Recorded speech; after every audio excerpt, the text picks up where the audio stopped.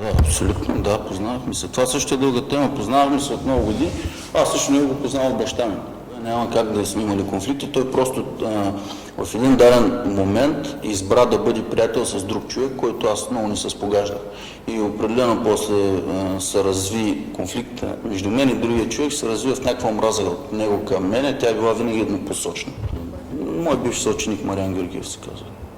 И той избра да бъде приятел с него и така много бавно, методично и постепенно охладняха нашите отношения, но никога не сме имали конфликт, не е имало причина за такъв. Аз винаги ние сме били, не мога да кажа първи приятели, но мога да кажа доста близки. Аз го запознах с втората жена в живота му, без да съм съзнал. Те по-късно имаха деца и така нататък, така че никога не е възможно да има причина за какъвто и да е конфликт между нас.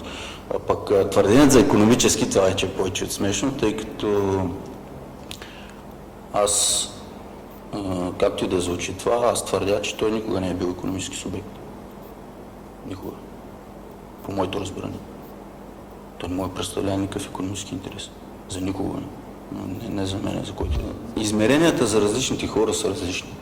Така ще ви отговоря. Измеренията за различните хора са различни. Този човек имаше, но неговото ежедневно добруване беше подплатено с един сравнително честен бизнес, който му е донасял толкова, да може да живее по начина, по който живя. Който между другото беше средностатистически, нищо, кой знае какво. Оттам насетне нито възможности за развитие, нито някакъв сериозен потенциал. Той беше някакси самодостатъчен в още създаването си и най-вероятно до края той не е търпял никакви изменения. Така смятам аз. Ако не съм прав, извинявам се, съжалявам. Но не може да представлява икономически интерес не за мен, а според мен за много малко хора би представлявал такъв. Трябва да си много тежка икономическа потребност, за да можеш да смяташ, че това, което той представляваш икономически, може евентуално да бъде задоволително.